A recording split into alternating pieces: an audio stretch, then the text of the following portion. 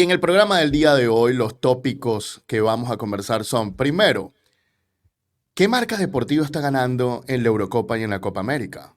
Segundo, ¿por qué la Asociación Uruguaya de Fútbol no tiene una marca que la vista? Tercero, marketing de emociones, la estrategia de las marcas deportivas en lo comunicacional y en lo comercial. Y finalmente, en España el racismo se paga con cárcel. Caso Vinicius Junior. Todo esto y mucho más en su programa El Precio del Deporte.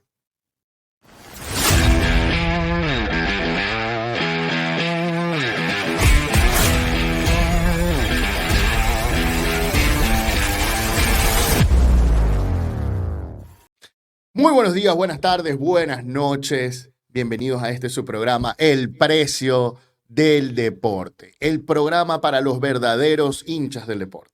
Soy su anfitrión, Antonio Quintero, especialista en Derecho del Deporte, y es un honor y privilegio estar con ustedes el día de hoy compartiendo para hablar de lo que más nos gusta. Las transferencias, las activaciones de marketing, los casos legales vinculados al deporte, todo lo que tiene que ver con el sport business y mucho más. Porque la idea de este programa no es solo darte nuestras opiniones, sino también darte información y contexto para que ustedes puedan también sacar sus propias opiniones, ya sean iguales a las nuestras o no. Y para eso el día de hoy está con nosotros la dama del derecho del deporte, Elena Mundaray. Hola, hola, ¿cómo están? Bienvenidos a esta edición del Precio del Deporte. Claro que sí, también nos acompaña el pivote del mercadeo deportivo, Andrés Moró, también conocido como el señor Moró. Hola, hola, ¿qué tal? Feliz de poder compartir con ustedes una vez más. Muy bien, y también desde Uruguay nos acompaña el mago del diseño y de la identidad del deporte, Brandon Bouquet. Hola, ¿qué tal, muchachos? Un placer estar aquí en el Precio del Deporte. Claro que sí. Y bueno, habiendo presentado todo esto y mucho más, simplemente nos vamos al próximo y primer tópico de este programa. Muy bien, y el primer tema del día de hoy nos los trae el señor Moró, el señor Andrés Moró. Buenos días, Andrés, ¿cómo estás? ¿Qué te parece la Eurocopa? Cuéntanos, ¿qué marca es la que está ganando la Eurocopa y la Copa América? ¿Qué tal? ¿Cómo están? Bueno, la Eurocopa espectacular hasta ahora en la fase de grupos, súper atractivo, partidos muy interesantes, mucho colorido de la afición, mucha presencia de marcas, hay de todo un poco para analizar, para degustar, para ver y para analizar un poquito de todo. Si quieres vamos a comenzar, pero vamos a comenzar por la Copa América de Estados Unidos 2024 y como podemos ver en la gráfica, 5 marcas se reparten para patrocinar a 16 selecciones. Digo patrocinar entre comillas porque hay dos casos particulares. El de Uruguay, uno que lo vamos a hablar en nuestro siguiente tema, y el de Venezuela que tiene un condimento especial. Sin embargo, la marca que sale ahí, pues es quien la viste. Y vamos a comenzar hablando de esto de que la marca alemana Adidas patrocina a 8, entre comillas, insisto, a 8 selecciones de la Copa América de esta edición. Y fíjense que tenemos al campeón del mundo entre las principales fortalezas de la marca y unos mercados bastante atractivos como el colombiano, un mercado de 60 millones de personas, el mercado mexicano, quizás el segundo más grande de Latinoamérica o el tercero, puede estar por debajo de Brasil. Y es el claro dominante de esta edición. No obstante, Nike, que apenas tiene, Nike, que tiene 3 seleccionados, como es Estados Unidos, Brasil y Canadá, se lleva los 2 mercados más grandes de América. Estados Unidos y Brasil son los países de consumo más alto y de mayor población en toda América. Y es súper interesante entonces ver la apuesta que hace Adidas por una calidad de juego, por países que muestran también con mercados muy atractivos, versus los gigantes del consumo como son Estados Unidos y Brasil. El resto de las marcas se las comparten entre Maratón, Reebok y Puma, que ha perdido muchísimo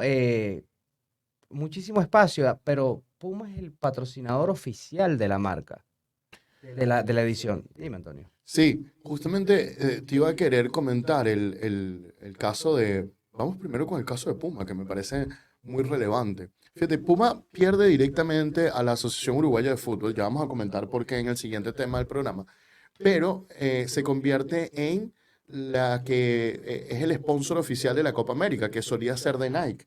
Eso lo pierde Nike. Sí, Nike después de mucho tiempo te está perdiendo el sponsor de las copas de Comebol. sí, Y eso debe ser un golpe importante porque la pelota de la competencia es uno de los ítems más importantes. por supuesto. Es siempre un símbolo, además es siempre una de las particularidades de las competencias. Y es una de las cosas que más se observa en las transmisiones televisivas, porque todas las cámaras están detrás de la pelota siempre. Es uno de los elementos más apetecibles para las marcas. Lo interesante es que Nike, con la inclusión de Estados Unidos y Canadá, tiene unas selecciones en la Copa América extra, porque si no hubiera sido o esta Copa América especial que invita a Estados Unidos y Canadá, y a Jamaica, y a México, y a Costa Rica, o sea, si fueran los 10 seleccionados, fíjate que Nike solo tendría un seleccionado y Adidas tendría aproximadamente 5 seleccionados. Fíjate que esto pasó, vamos a tomar como referencia la Copa América 2019. ¿Por qué la paso a 2019 y no habla de 2021? Porque estuvo, vamos a decir que con el tema de la pandemia, todo esto no salió planificado de la mejor manera y no quedó grabado el mejor recuerdo para las marcas, a pesar de que haya ganado la selección que luego ganó la Copa del Mundo. Pero en 2019, Adidas tenía 4 seleccionados, de los cuales Japón era uno, que era un invitado. O sea, si lo quitamos, tendría solo 3. Nike, por su parte, tenía Brasil, tenía Chile en ese momento, que lo pierde ahora, y Chile ahora es territorio de Adidas, pero también trajo a Qatar, que Qatar era otro invitado para promocionar la Copa. Entonces, esto pasa de vez en cuando y de cuando en vez. La fortaleza, bueno, Nike sí era el patrocinador oficial de la pelota en esa edición, pero no era el que tenía más marcas de patrocinio. Por ejemplo, en ese caso, hablando nada más, ¿no? Podemos pasar, si quieres, a la Copa. Ya que hablamos de la Copa América, ya vimos el predominio de Adidas sobre Nike y sobre Puma. Hablemos de la Eurocopa, que la Eurocopa pasa un fenómeno parecido, pero se cambian los roles de las marcas. ¿Por qué lo digo? Es sencillo. Nike tiene 9 seleccionados en la edición de la Euro 2024 y además tiene varios de los mercados más grandes de Europa, como puede ser el mercado inglés y el mercado francés. Por su parte, Adidas, que es el sponsor oficial, que es el de la pelota, que es el sponsor oficial, al igual que la Copa del Mundo. Este patrón se repite muchísimo en las Copas del Mundo. Pero teniendo esto acá, vemos que Adidas pierde terreno. Sin embargo, maneja también selecciones muy interesantes como Italia, España y Alemania, que obviamente son equipos campeones del mundo, y el resto se lo reparten entre marcas. Acá Puma sí gana más terreno en comparación con América, por lo que puedo ver desde acá. A Puma le interesa mucho más el mercado europeo, tanto en camisetas como en otro tipo de merchandising, es en Europa, porque en la Champions es el primer sponsor. Y acá es el tercero. O sea, hay algo que Puma no está viendo en América como un mercado atractivo, que sí lo ve en el mercado europeo, a pesar de que sea una europea. Aquí tienes el caso de la Champions. Mira, 1, 2, 3, 4, 5, 6 marcas. Está por encima de Adidas. Y Adidas también es el sponsor oficial, es el que hace la pelota y además tiene el campeón de la edición actual, que es el Real Madrid, que bueno, por ahí se lleva un poco de jerarquía. Pero Puma tuvo más presencia que Adidas y que Nike en este caso. Si quieres, volvemos otra vez a la Copa, a la Euro. Acá hay un fenómeno muy interesante y es el caso de Alemania, porque en esta guerra comercial de marcas, a partir de 2027, Nike, la empresa estadounidense, le quita el favorito, le quita el juguete a los alemanes de la selección a la tradicional marca alemana que la ha vestido durante muchísimos años y además es una tetracampeona del mundo. Esto es un golpe muchísimo para el mundo del mercadeo y el impacto deportivo. Dime. Sí, mira, o sea, para el año 2027, si el patrocinio con Francia continúa, si el patrocinio con Inglaterra continúa, Nike se va a llevar los 3 mercados más importantes de Europa. O sea, es algo impresionante. Nike va a estar demasiado fuerte en Europa y no solo eso, sino que además te tiene a Turquía, que es un mercado súper apetecible. Tienes a Portugal con Cristiano Ronaldo, que vende camisetas en cualquier lado del mundo. Tienes a Holanda y tienes a Croacia, que es otro mercado interesante por cómo impacta el juego croata, fue subcampeona del mundo, etcétera, etcétera. Y Holanda como tal, que bueno, es otro de las naciones futbolísticas por tradición. Entonces, prácticamente va a dejar a Adidas con Italia y España. Tiene a Bélgica, es verdad, que es un buen equipo. Luego tiene a Escocia. Tiene, no recuerdo de quién es este otro escudo, Andrés. Es creo que Hungría, no, Hungría. Creo que es Hungría, exactamente. Y fíjate que quedaría muy disminuido Adidas. Lo que significa que Adidas va a salir predatoriamente a buscar otra selección al haber perdido a Alemania. Sí, va a tener que hacerlo porque ya le ha pasado esto en el pasado. Vamos a ir un poco más atrás. Francia. Francia era Adidas. La selección Francia. Adidas patrocinó a Francia cuando ganó su primer mundial de fútbol. Y si no me equivoco, también en 2006, cuando llegan a la final, también era Adidas. Ahora, cuando llegan y ganan la Copa de Rusia 2018, ya eran Nike. Entonces Nike se está haciendo de los mercados más fuertes, de las marcas más interesantes y también el caso, vamos a poner Portugal, no es el mercado más apetecible del mundo, pero tienes a Cristiano Ronaldo, que es la persona más seguida en las redes sociales, es el jugador que tiene mayor número de seguidores en todos lados y es un tipo que es un fenómeno y un arrastrador de marca y un embajador increíble. Si tú quisieras tener un embajador de marca, yo creo que Cristiano Ronaldo podría ser uno de los primeros, ¿no? Andrés. Totalmente. Entonces me sorprende mucho. Entonces la estrategia de Adidas, ahora que vemos el panorama mundial, entonces se está convirtiendo, bueno, Nike, tú tienes más selecciones europeas, yo voy a tener más de América Latina, incluyendo el campeón del mundo. Sí, y además el otro embajador de marca, Leo Messi, Lionel Messi. Claro, Estamos ese hablando de Nike tiene a uno que es a Cristiano. Ok, estos tienen a Lionel Messi, que siempre ha estado en la batalla de quién es de los dos el mejor de la historia del fútbol. Algo para mí no comparable. Por respeto a la historia, a los jugadores históricos de antes, ¿no? Pero ha sido la campaña que nos han vendido en los últimos 20 años. sí, pero ahora Nike tiene a probablemente los dos jugadores que más van a resaltar en el futuro, que son Mbappé y Haaland. Y ambos son Nike. Ambos son Nike. Es impresionante. Entonces, ya vamos a hablar un poco más de esto, porque yo sé que Brandon nos trae ese tema el día de hoy, pero interesante también el caso de Venezuela en América. El caso de Venezuela, que aquí sale en el chart como una selección Adidas, pero el caso de Venezuela no estamos seguros que sea un patrocinio de Adidas.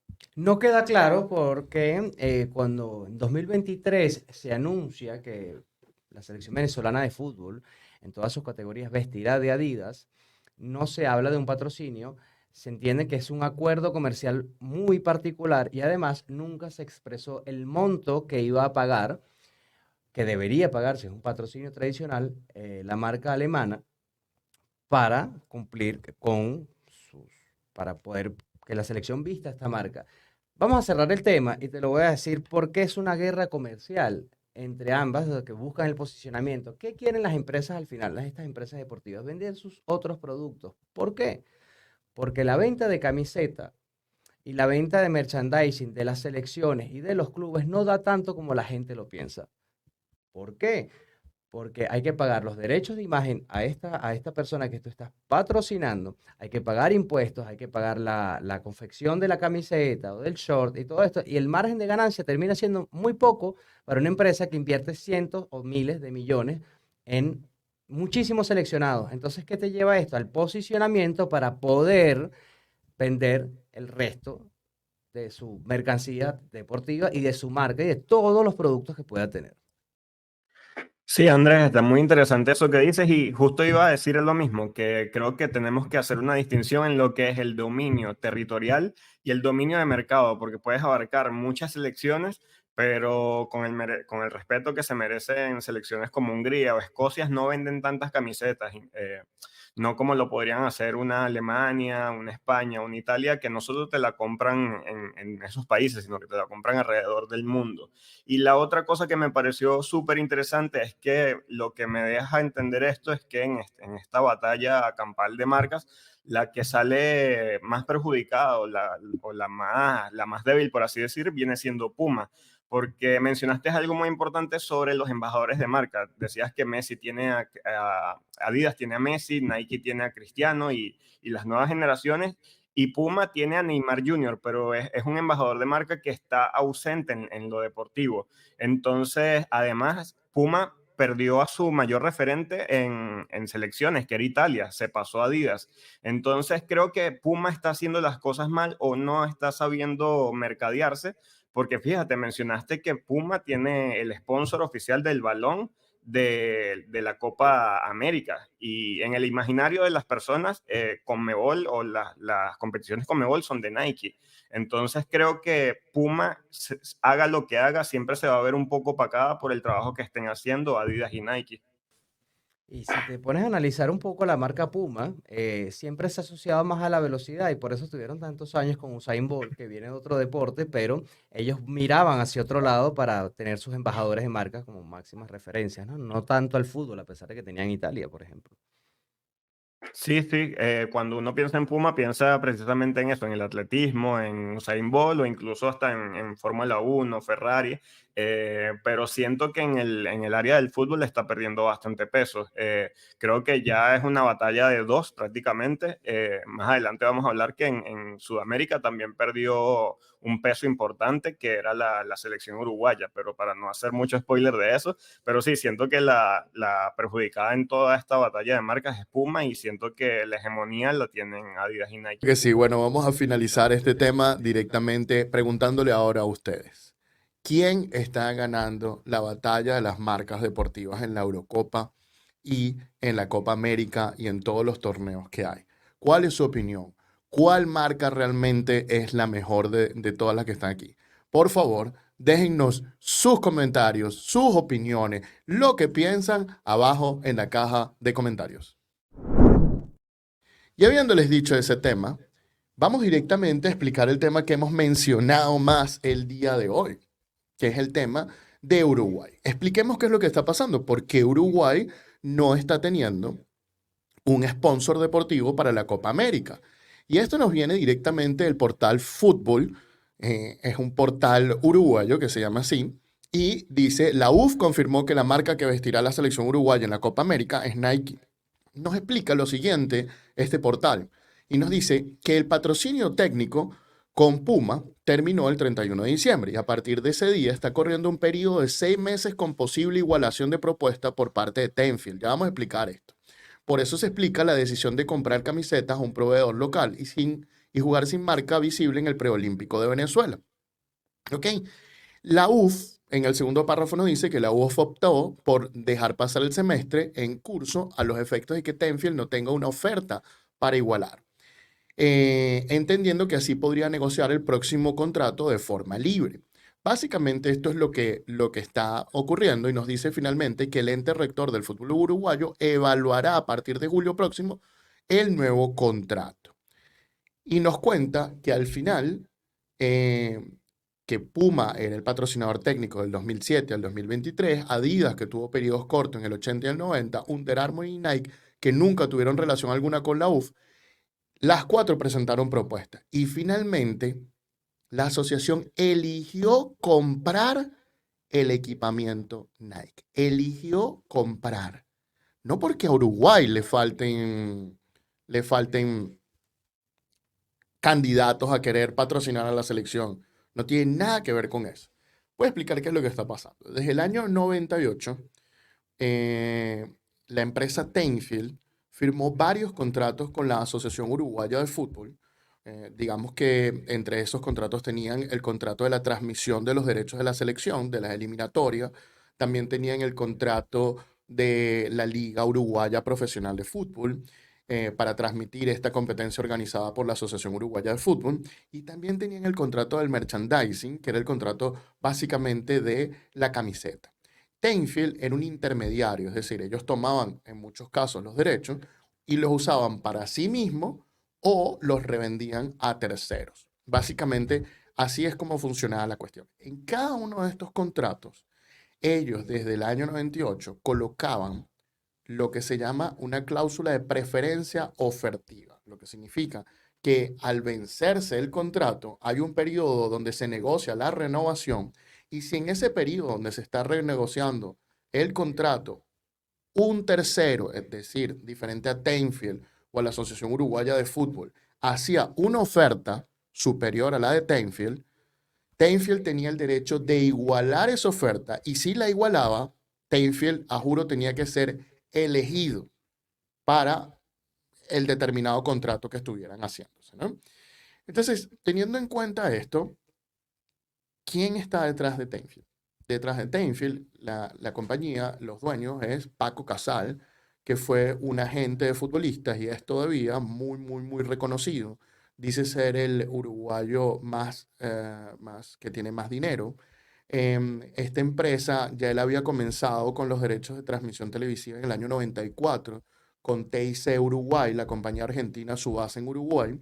Ya él estaba jugando con estos derechos televisivos y pasa directamente a em, obtener una serie de contratos con la UF.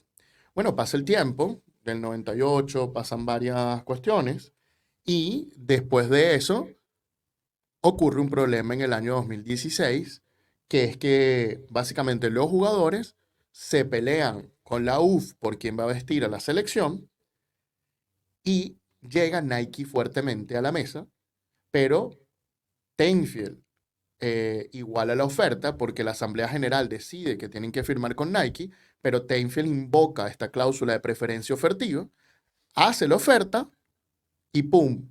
Tenfield vuelve a quedar con los derechos que se los revende a Puma, que era lo que siempre hacía. Teniendo en cuenta eso, eso produjo la ruptura y ahí empezaron los problemas AUF-Tenfield. Oye, Antonio, yo te hago una pregunta, porque ustedes ya han visto este tipo de casos, ustedes han trabajado con acuerdos de patrocinios desde el ámbito legal y todo esto. ¿Qué tan común es que seleccionados o clubes grandes, importantes, porque Uruguay es histórico, Uruguay es muy importante como marca más allá del mercado, qué tan común es que estén intermediarios como empresas entre una marca y una federación o un club? A ver, no es muy común cuando eres una empresa grande. Cuando eres una empresa grande no suele ser común. Generalmente tú tienes suficiente gente personal calificado que directamente lidia con toda esta situación. Pero cuando eres una marca más pequeña, muchas veces buscas un intermediario que tiene una serie de contactos y esa serie de contactos te hace llegar a compañías que antes no hubieras llegado como tal, ¿no? El problema es que los intermediarios muchas veces cuando están buscándote patrocinio o este tipo de cuestiones, a veces entran en conflicto de intereses cuando ellos representan a más clubes o más marcas. En el sentido de que de repente hacen perder a tu determinado equipo o a tu determinada marca más dinero para que otra marca de ellos que ellos representan gane más.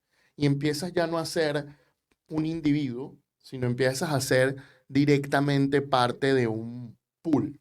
Y entonces es como indirectamente estás beneficiando a alguien mientras tú a veces puedes salir poco beneficiado.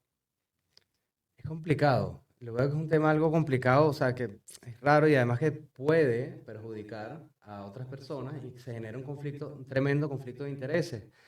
¿Hasta qué punto puede llegar esto legalmente? O sea, ¿puedes erradicar este tipo de cosas? Bueno, ya va, quiero explicar lo del conflicto de intereses. Lo del conflicto de intereses no pasa en todos los casos. Claro. Simplemente cuando alguien actúa poco éticamente, ¿no? No estoy diciendo tampoco que Tenfield está entrando en ningún conflicto de interés, Ok. ni nada que ver. Lo que estoy diciendo es que a veces, hipotéticamente, pudiera surgir cuando este intermediario tiene varias marcas y entonces empieza a desmejorar a una o a la otra para favorecer a una de ellas, ¿no? Pasa en todos los tipos de intermediación, no solo pasa en este. O sea, también pasa con los intermediarios de futbolistas, etcétera, etcétera. Entonces, aquí lo que hay que hacer para no caer en eso es siempre tratar de tratar a cada cliente de forma individual y defender los derechos de cada cliente de forma individual. Ahora le pregunto yo a Elena, ¿cómo lo ve desde su punto de vista también, como conocedora del derecho deportivo? ¿Qué analizas? ¿Qué has visto tú de este caso? ¿Cómo lo ves? Fíjate, tengo entendido primero que Tenfield es una empresa de producción audiovisual, pero en el caso de este contrato, la relación que tiene con la Asociación Uruguaya de Fútbol, se expande también a ser un intermediario con respecto a quién le consigue los patrocinios para la camiseta. Entonces es una relación bastante extraña Porque además Tenfield, si mal no recuerdo, Antonio me podrá recordar, Gol TV también es una empresa asociada de Tenfield. Entonces, compras los derechos de televisivos, eres intermediario también del merchandising de la asociación. Además, con respecto a los derechos televisivos, se los vendes a otra empresa que puede ser tuya. Hablando de conflicto de intereses, yo creo, no sé, hay una línea ahí bastante gris, pero lo que me parece interesante es eso, lo curioso de que tengas una empresa que tenga que intermediar a otra empresa tan grande como la Asociación Uruguaya de Fútbol, que yo no le veo la necesidad, porque pudiera hacer directamente los negocios con un patrocinante, sin intermediario. Quizá en el pasado no han podido tener esa capacidad operacional como federación, vamos a ponerlo, para tener tantos ámbitos.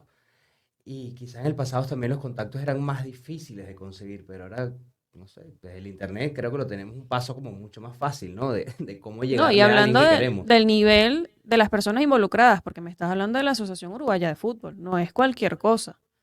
Yo Sí, creo que directamente pudiera hacer estos negocios sin intermediarios de nada. Y además tomando en cuenta que estos negocios son desde hace que más de 20 años, que estaba mencionando Antonio, en los 98, 99. Sí, de 1998 más o menos es la situación. Ya voy a seguir explicando el tema, pero oye, la decisión en el fondo, y porque quiero ir con Brandon en Uruguay, la decisión en el fondo fue que directamente ellos, como la cláusula de preferencia ofertiva se vencía el 1 de julio, entonces Uruguay dijo, ¿sabes qué? Voy a comprar las camisetas y luego el 1 de julio negocio con tranquilidad Claro, y libremente. libremente y así básicamente me salgo un poco de Tainfield, que pareciera que es lo que quisiera hacer, aunque hay informaciones en contrario, ya lo vamos a hablar brevemente, pero Brandon, ¿cómo están viendo al nuevo sponsor de la camiseta en Uruguay? Cuéntanos tú. ¿Qué has sentido que dice la gente en Uruguay al respecto?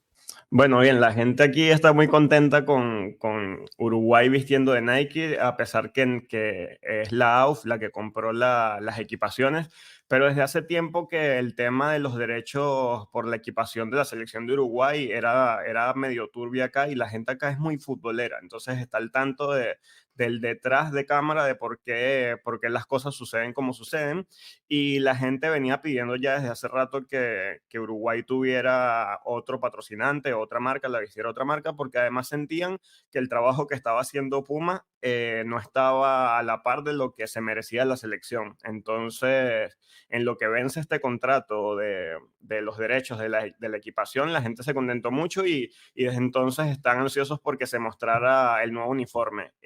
Recién esta semana se pudo presentar el uniforme que van a utilizar en la Copa América, pero ellos ya habían jugado competiciones anteriormente, tuvieron una fecha FIFA en la que tuvieron que usar una equipación de producción nacional, no tenían ni siquiera una marca. Y en redes sociales estaban tapando todos los diseños que tuvieran la marca Puma encima.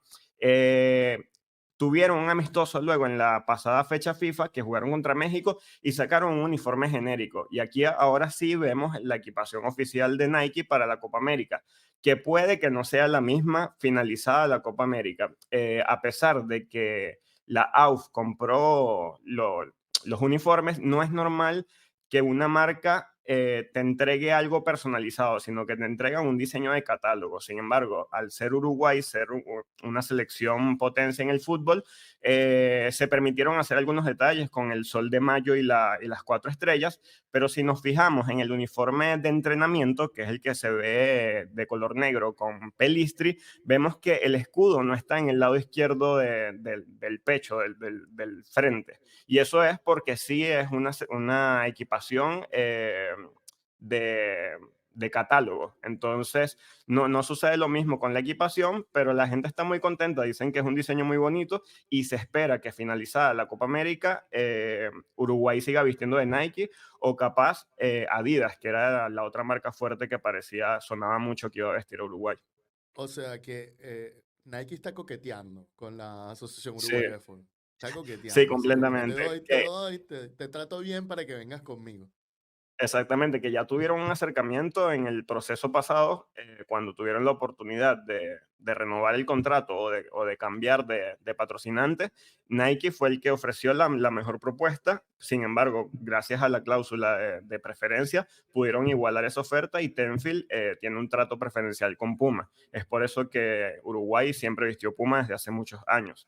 Pero la gente está muy contenta con que Nike sea el nuevo patrocinante y están los bandos divididos. Hay gente que quiere Adidas, hay gente que quiere Nike, pero creo que rotundamente la gente no quiere que Puma siga vistiendo a la selección uruguaya. Claro que sí. Bueno, yo para terminarles de contar qué fue lo que está ocurriendo más o menos en la UF, de lo que pude investigar en los medios de comunicación uruguayos, básicamente este contrato, entonces están esperando el 1 de julio para ya poder lanzar una licitación y que el mejor sea el que patrocine a la selección uruguaya de fútbol. Con respecto a los contratos de derechos televisivos, Tenfield, cuando renovó para Qatar 2022, no colocó la cláusula de preferencia ofertiva y esto básicamente hizo que directamente para ya las eliminatorias de 2026, la UF pudiera vender sus derechos libremente y se los vendió a varias cableras sin problema. Ahora, con respecto a la Liga de Fútbol Profesional, la cuestión todavía sigue porque el contrato vence el 31 de diciembre del año 2025. Entiendo que hay cláusula también un poco de preferencia ofertiva. Se ha formado y se ha intentado formar una liga de fútbol profesional uruguayo que se separe de la Asociación Uruguaya de Fútbol. La idea de crear esta liga pareciera estar apoyada por Tenfield para que los clubes puedan negociar directamente con Tenfield y no a través de la Asociación Uruguaya de Fútbol, que pareciera no estar del lado con Tenfield, a pesar de que la Asociación Uruguaya le ha conqueteado a Tenfield, ha dicho no, seguimos en negociaciones. Por otro lado, le ha ofrecido dinero a los clubes para que no renueven con Tenfield. No, vamos a dar los 10 millones que nos estaba poniendo Tenfield, etcétera, etcétera. Entonces hay una lucha de poderes allí. Y yo creo que está llegando un punto crucial importante. Creo que el primer golpe fue con la Liga de Fútbol Femenino Uruguaya, la cual finalmente se la pudieron dar a terceros sin tener que dársela a Tenfield, porque fue la primera vez que se vendió. Entonces hay esa lucha de poderes ahí en Uruguay entre Tenfield y la Asociación Uruguaya de Fútbol. Y la pregunta entonces queda para ustedes. ¿Qué piensan ustedes? ¿Creen que la selección uruguaya debe seguir con Tenfield? ¿Creen que Tenfield ha hecho un muy buen trabajo? ¿Creen que no ha hecho un buen trabajo? Esa es la pregunta. Déjennos sus opiniones en la caja de comentarios. Muy bien, y habiendo terminado este tema, vamos con el tercer tema del día de hoy, que básicamente nos los trae Brandon Bouquet y es el marketing de emociones. Brandon, cuéntanos un poco de este tema. Sí, Antonio, el marketing emocional es este que utiliza o apela precisamente a las emociones para tocar la fibra y hacer que la persona, el receptor de dicha campaña, quiera formar parte o se siente identificado con esta misma. Y para hablar más de esto, me gustaría que viéramos un video que hizo Adidas para Jude Bellingham y la selección inglesa, y así podemos ahondar más de cómo funciona aquí el marketing emocional. Trying to get Shearer on the far side. Onto the volley. Oh! Gascoigne went flying in there. The team is absolutely out on their feet. Hey Jude, Out of the World Cup. don't make it bad. It's the worst nightmare. Take a sad song and make it better. Remember to let her into your heart. They need to feel this pain. Then you can start They'll come back stronger. to make it better. And every time you feel the pain, hey Jude, refrain. Don't carry the world upon your shoulder. Remember to let it under your skin. Then you begin to make it better. Bellingham. Bellingham has a goal!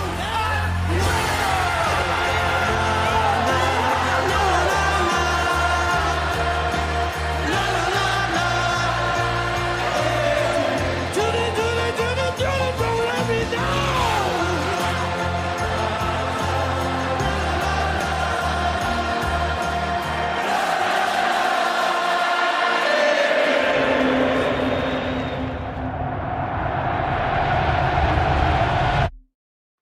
Bueno, bien, muchachos, a mí me encantó mucho esta pieza audiovisual de Adidas para Jude Bellingham.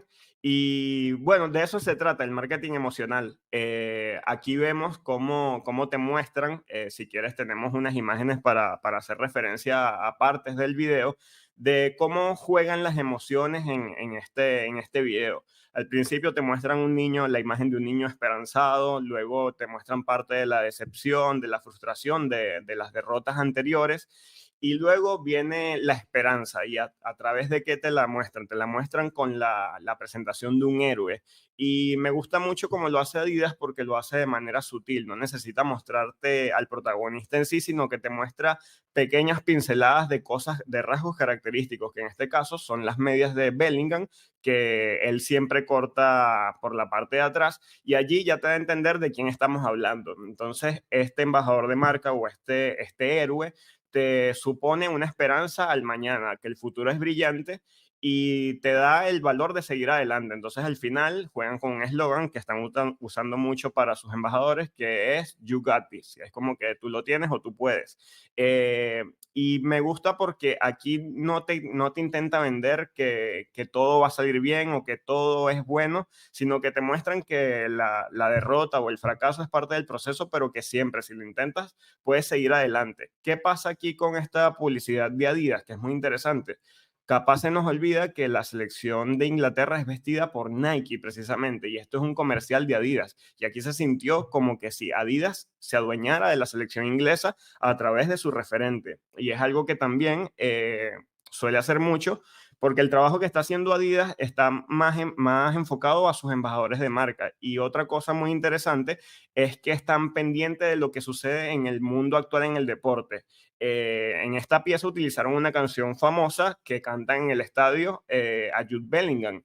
Y también lo hace Adidas con el caso de Lamine Yamal, que se ha hablado mucho de que se ha llevado la tarea del colegio para la Eurocopa y todo esto. Entonces hicieron un comercial diciendo que terminaron las clases, pero que es momento de la Eurocopa. Aquí te muestran a Lamine con un referente histórico, que es otro embajador de marca, como lo es David Villa. Es algo que también suelen utilizar las marcas cuando quieren hacer marketing emocional, es mostrarte un referente que te recuerda al pasado. Fíjate, Brandon, acá en este comercial de Adidas, yo veo una cosa de Ambrose Marketing que se veía muchísimo en las Copas del Mundo y que hacía Nike. Por ejemplo, Nike utilizaba a Ronaldinho como embajador de marca y hacía confundir tanto a la gente con sus comerciales tan bien producidos y con un guión genial y con una estrategia espectacular que la gente a veces ponía en duda sobre quién era el sponsor o se quedaba más grabado en la mente Nike del aficionado de fútbol que la propia Adidas, que era el sponsor oficial. Sí, yo me recuerdo un caso que está muy, muy bueno, que es el caso de Sudáfrica, que el sponsor oficial del Mundial de Fútbol es Adidas. Claro. Pero Sí. Nike rentó una sede en la ciudad, ahorita en la capital de Sudáfrica, y agarró y en pleno centro de Sudáfrica puso toda una publicidad en un edificio que es el más visto, y allí se instaló para que no vinieran a decir que era Ambush Marketing.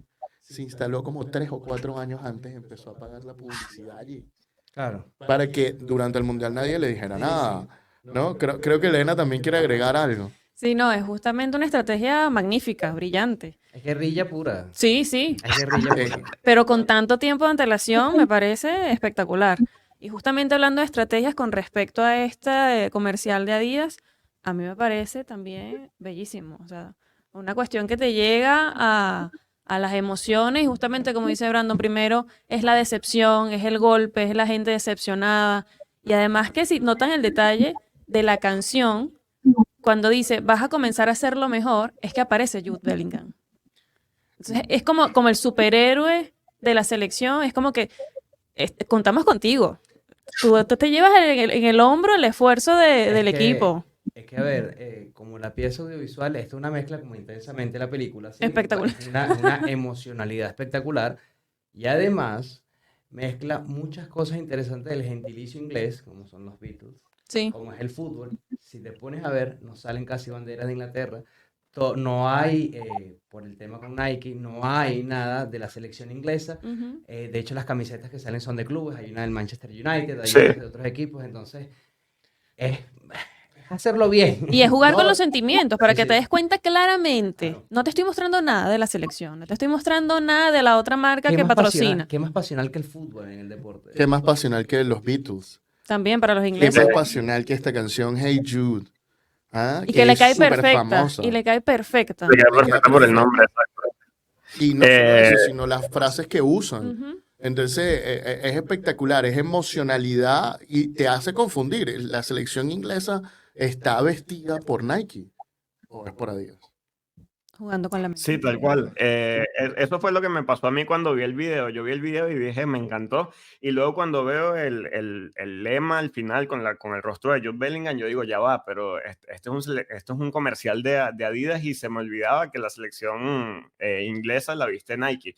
Y creo que de eso se trata. Creo que hicieron un trabajo perfecto y de eso se trata el marketing emocional. De hecho, te hace enamorarte de las marcas. Entonces, a raíz de este video, yo quiero hacerle seguimiento a la selección de inglesa, a ver qué pasa, a ver si de verdad Jude Bellingham lo logra.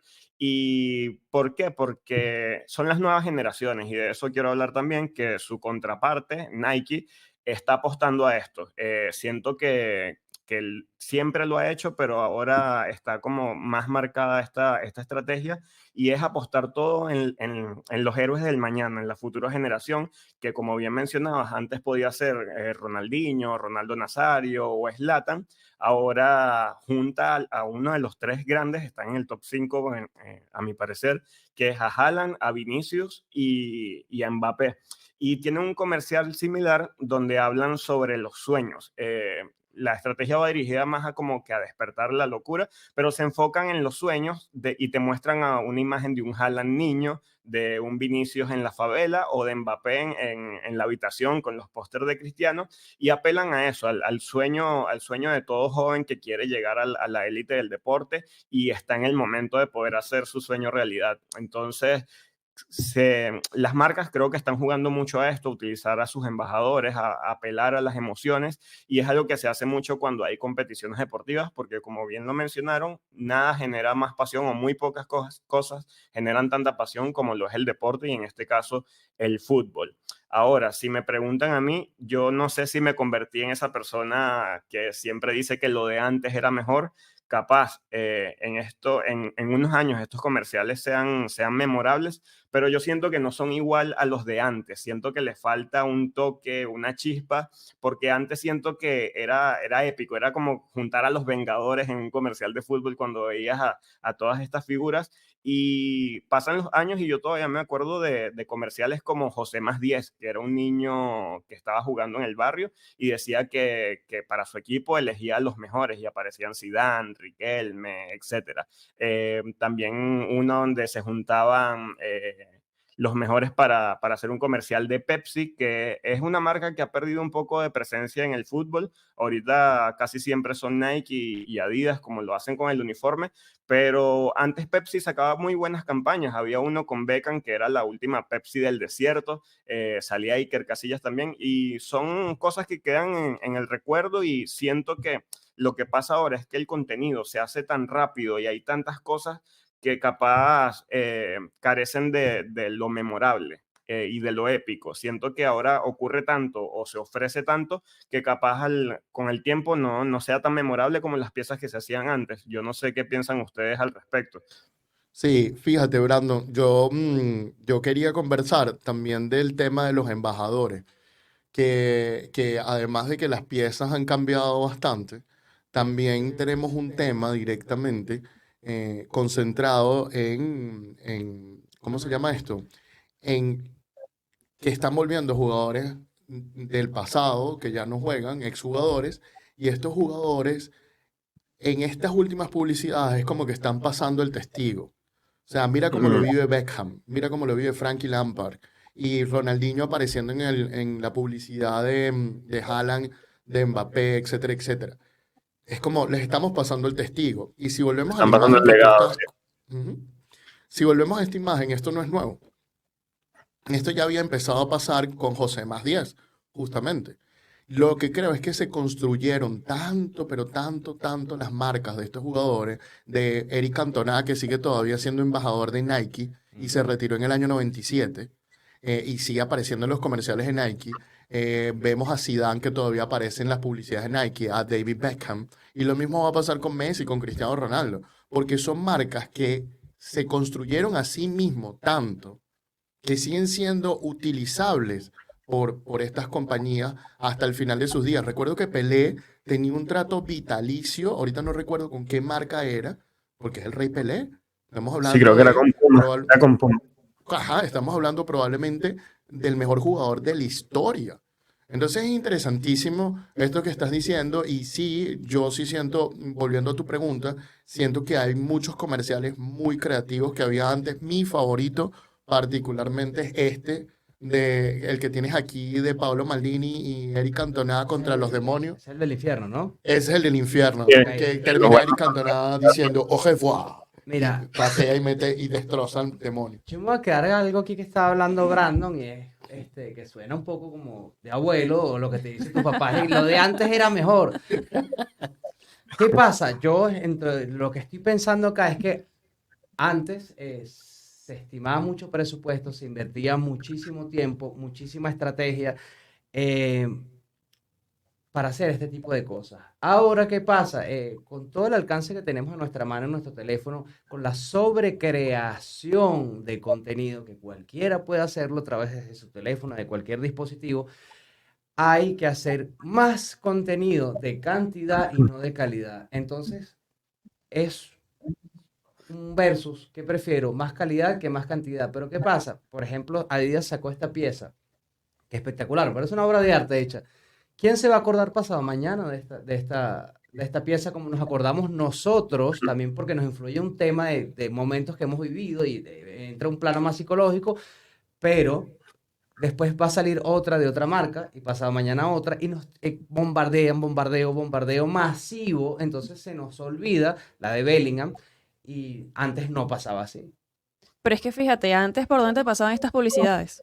por la televisión. Por la televisión, porque tú te sentabas a ver televisión horas y horas y horas, o un programa de 1 hora, y te pasaban esta publicidad, y te pasaban esta publicidad, y te queda.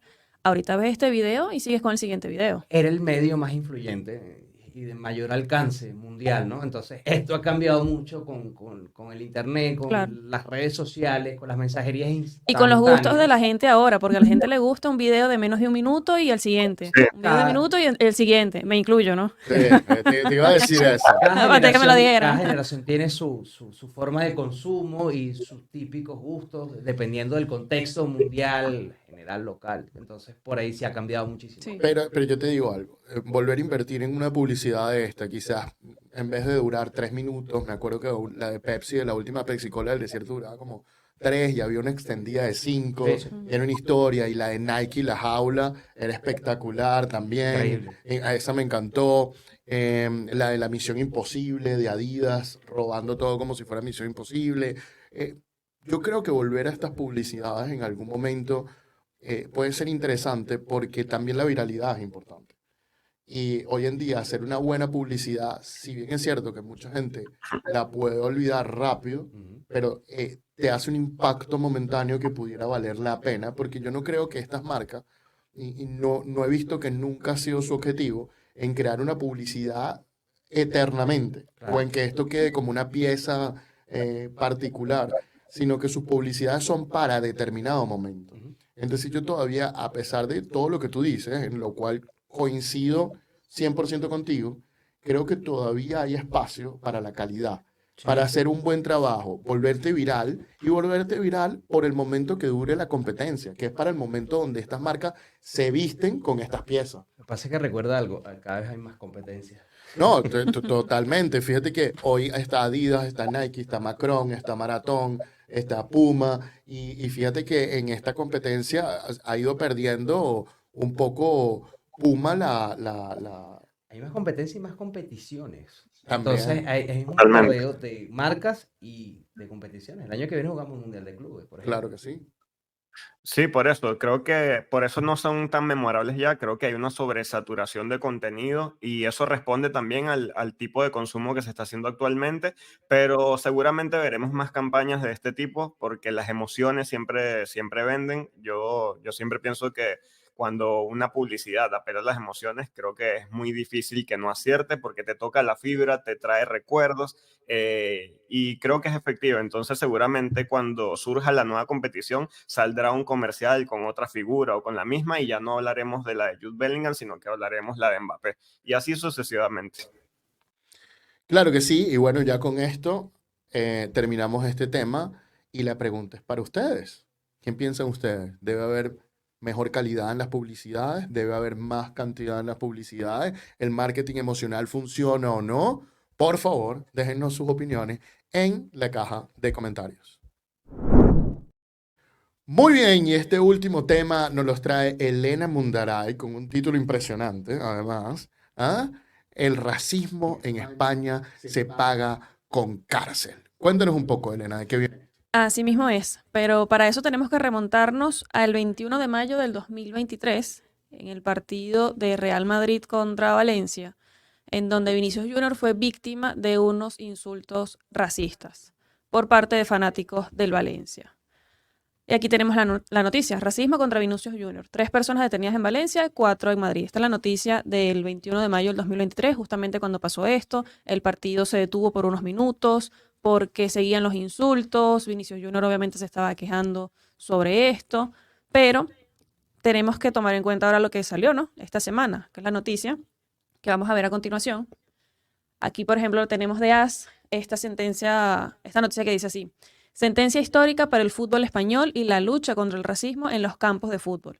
Este lunes ha sido dictada la primera condena por insultos racistas en partido de liga en España. Se trata de los gritos de los que fue víctima Vinicius, jugador del Real Madrid, el pasado mes de mayo de 2023 en Mestalla. Esta condena es resultado de la denuncia inicial de la liga, a la que posteriormente se unirían tanto el Real Madrid como el futbolista brasileño contra los aficionados de Valencia que fueron identificados. Y aquí justamente vale hacer una pausa con esta última frase, contra los aficionados del Valencia que fueron identificados, porque hay muchas ocasiones en donde Vinicius Junior fue víctima de comentarios racistas, pero esta fue la oportunidad en donde se pudo finalmente identificar a las personas que estaban cometiendo estos actos. Y por eso es que la fiscalía pudo actuar en contra de ellos, y por eso es que llevan el caso al tribunal, y por eso es que finalmente hay una decisión. Porque además es muy difícil identificar a unas personas gritando en un estadio como para tener un resultado con esta sentencia. Y eso es lo importante de este tema ahora, ¿no? Que las personas finalmente pudieron ser identificadas y responder por los hechos que hicieron. Ahora, la condena, si volvemos otra vez a la imagen, la sentencia que juzga a los cánticos racistas proferidos contra Vinicius Junior el pasado 21 de mayo en Mestalla por parte de 3 individuos ha encontrado a los acusados culpables de un delito contra la integridad moral del artículo 173.1 del Código Penal con agravante de discriminación por motivos racistas. Y a continuación vamos a ver qué es lo que dice el Código Penal español. Y aquí tenemos este título de las torturas y otros delitos contra la integridad moral. El que infligiera a otra persona un trato degradante, menoscabando gravemente su integridad moral, será castigado con la pena de prisión de 6 meses a 2 años. Esta básicamente la acción típica, que así se le dice, por la cual son encontrados culpables las personas que cometieron estos comentarios contra Vinicius. Y si vamos al siguiente artículo, estas son las agravantes, es decir, lo que hace que la condena sea más grave.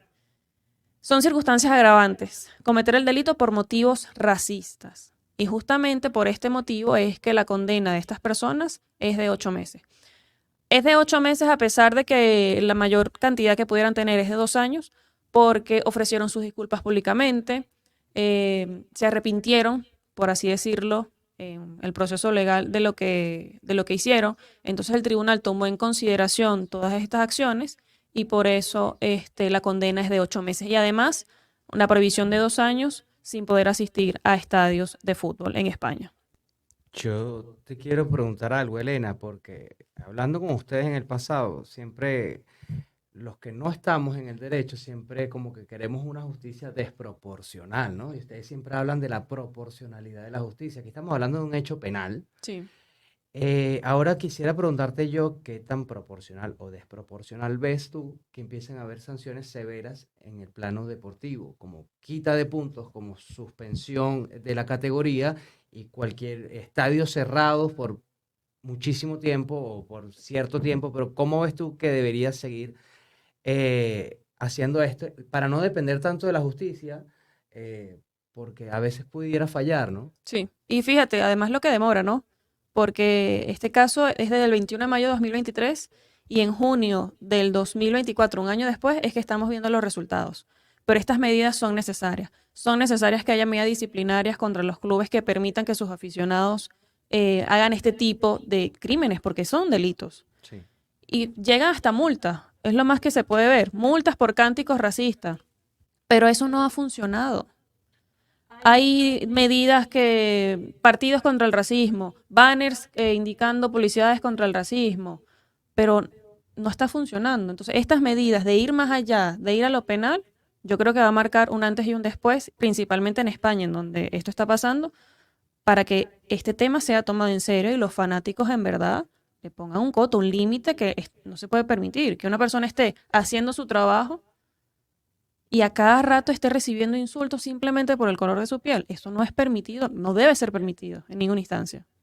Sí, yo quiero comentar de esta pregunta, Andrés, que tú haces, porque muchas veces los clubes no son los culpables de que esto ocurra. Lo que pasa es que no colaboran tampoco, ¿no? Estamos de acuerdo. Entonces, el otro día veía un partido de Copa Libertadores, por cierto, en otro país, y estaba en el estadio y me da un poco de risa de que todos los patrocinadores pagos, todos estaban full frente a la televisión, y allá a lo lejos, en el sitio que no se ve, que casi la televisión no capta, estaba el banner de Patiemos El racismo. el racismo. Y yo dije, bueno, si esto es tan importante, debería estar en un punto central o con una publicidad rotativa, que en ese estadio no la había, ser parte de la publicidad rotativa. Pero independientemente de eso, Ujú.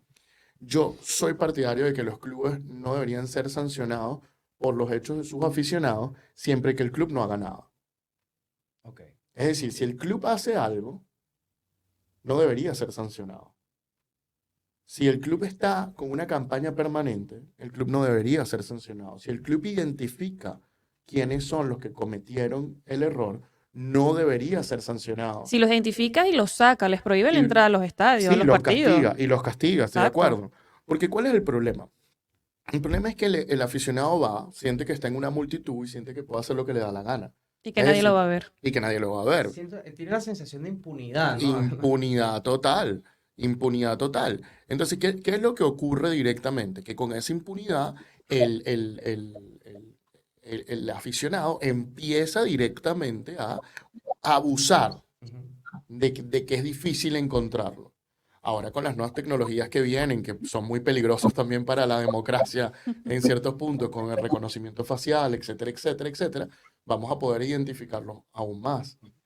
Entonces, ¿por qué debería pagar el club por alguien que de repente juzgó, expulsó, castigó? Ahí no debería pagar el club, porque el club está haciendo lo correcto, está mandando el mensaje correcto. Y además, cuando los cuerpos policiales, las fiscalías del mundo, empiecen a acusarlos más y a meterlos más presos, ya no se va a sentir el estadio como un sector de impunidad, de catarsis, de puedo hacer lo que me da la gana. Así Porque debería entonces, ser. claro, porque entonces yo voy al estadio y ya sé que me están viendo, ya sé que me están vigilando, ya sé que me voy a meter Y un que hay problema. consecuencias por tus actos.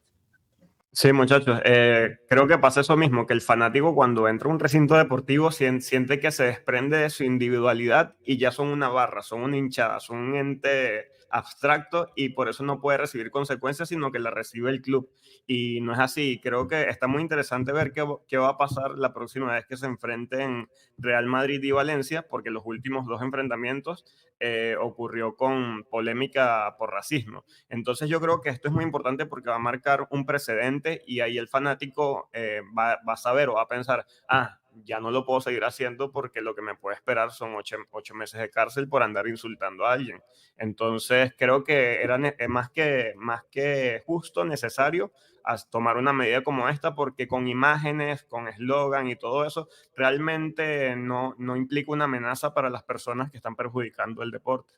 Y no solamente eso, porque no solamente hay que enfocarlo en que sí, que haya un castigo, sino que también haya un resarcimiento a la víctima, que es el final que está sufriendo lo que le están haciendo. Entonces aquí se ve, mira, se están tomando las acciones necesarias, está yendo la persona a la cárcel, se están dando estos castigos por lo que te hicieron. Se está haciendo justicia. Eso es al final también lo que importa. Si tú estás en un caso, y vamos a poner que Vinicius sea tu cliente, y tú pides un resarcimiento para tu cliente, ¿qué crees que podría funcionar como eso? Yo tengo una idea. La disculpa más pública habido y por haber, porque probablemente esos aficionados no tienen cómo cubrir el Sí. honor y la reputación Probablemente no lo tienen. Pero bueno, también debería venir algo monetario. Monetario no sé, pero e incluso, además, hay que poner un asterisco acá, porque son 8 meses de prisión, pero los abogados de estas personas están pidiendo la suspensión de ese castigo. Todavía no hay una decisión sobre eso, pero la medida de que no entren a los estadios, la medida nada más del susto que te da que vas a ir a la prisión, yo creo que, oye, hay que tomarlo en consideración también. Bueno, pero por el punto de vista civil se pudiera obtener Sí, una claro, recompensación sí. monetaria. Y no solo eso, sino que además, normalmente las condenas menores a 5 años, en la mayoría de los países del mundo, hay que ver casos específicos, suelen no cumplirse. Sí, justamente en este caso creo que en España, menos de 2 años, puedes solicitar la suspensión de esta sanción, que obviamente si cometes otro acto, ahí sí vas a ir a la cárcel a cumplir la condena Pero y se te agrava. te dan un periodo probatorio. Exactamente. Ujú. Pero sí, eso ha pasado hasta con jugadores de fútbol que han tenido algún tipo Claro. de problemas y han tenido condenas menores a 2 años y no la han tenido que pagar con cárcel como Exacto. tal. Sí, suele ser muy común esta situación, pero ya es un susto, ya tienes que gastar en abogados, ya estás en un proceso, Y el ya proceso hay es un público. impacto mediático también, ¿no? Porque la noticia fue alrededor de todo el mundo. De hecho, el Real Madrid sacó un comunicado. FIFA sacó un comunicado con palabras del propio presidente, Gianni Infantino. Según noticias, incluso la Oficina de Derechos Humanos de la ONU también está de acuerdo con esta condena. Entonces hay un movimiento mediático importante, oye, para que este tema sea visible y para ponerle límite a la cuestión. Y quedas marcado, eres el racista. Ahora Sí. vas a pedir el café, mira, el racista, el racista, el racista, el racista, el racista, el racista. Y tenemos una vara para juzgar y a través de las redes sociales se ha incrementado muchísimo y ahora Sí. es una hoguera, una red social es una hoguera y si quedas como un racista, como un xenófobo o que alguien que cometió un delito, te va a perseguir mucho tiempo porque eso sí la gente Sí. tiene memoria para lo malo. Claro que sí. Brandon, ¿tú querías agregar algo? Sí, precisamente eso, que en cuestiones de temas de acoso lo que más se repite es que el acosador lo que más teme es que sea expuesto, que siempre se protege bajo el anonimato o que la víctima no va a hacer nada, pero en el momento en que tú expones a un acosador, a un racista, allí es cuando de verdad deja de hacerlo, porque siempre se escuda bajo que no va a tener consecuencias y no lo van a exponer. Entonces me parece perfecto y yo creo que esto se va a replicar en otros países próximamente. Claro que sí. Sí, Elena. así esperemos que sea. Y que se le ponga fin al racismo. No tiene sentido que en pleno siglo XXI la gente reciba comentarios de este tipo simplemente por el color de su piel. No es aceptable. Así mismo. Y la pregunta nuevamente es para ustedes. ¿Qué piensan ustedes? Los que insultan racistamente en un estadio, en las redes sociales, ¿deben ir a la cárcel? ¿Debe considerarse un delito? ¿Deben ser juzgados y ser colocados presos? ¿O piensan que el estadio debe ser un sitio de impunidad donde la gente puede ir a gritar cualquier cosa? En mi opinión, ya saben que no debería ser así, pero la opinión y la pregunta es para ustedes. ¿Qué piensan sobre este tema? Déjenos sus opiniones en la caja de comentarios. Y con esto, bueno, hemos llegado al final del programa del día de hoy. Muchísimas gracias por acompañarnos. Si les gustó este programa, por favor, regálenos un like, compartan este programa y déjenos sus comentarios. Y además, si pueden, si les gustó, suscríbanse y denle a la campanita porque vamos a estar subiendo más y más contenido como esto. Abajo también en la descripción del programa van a encontrar nuestras redes sociales, las cuales también han visto durante todo el programa a través de los inserts, donde nos pueden escribir, sugerir directamente temas, lo que quieran conversar, sus comentarios, etcétera, etcétera. Y sin más ni más, nos despedimos de este programa. Primero con la dama del Derecho del Deporte, Elena Mundaray. Gracias por estar con nosotros hoy. Gracias a ustedes por acompañarnos y nos vemos en una próxima edición del Precio del Deporte. Claro que sí, también con nosotros el pivote del mercadeo deportivo, el señor Moró. Nos vemos en una próxima ocasión y recuerden, no a la discriminación de ningún tipo. Claro que sí, y ahora nos vamos con el mago del diseño y la identidad en el deporte, Brandon Bouquet. Bueno, muchachos, un placer estar en esta edición y nos vemos en la próxima. Claro que sí, espero que lo hayan disfrutado. Esto es El Precio del Deporte. Chao, chao.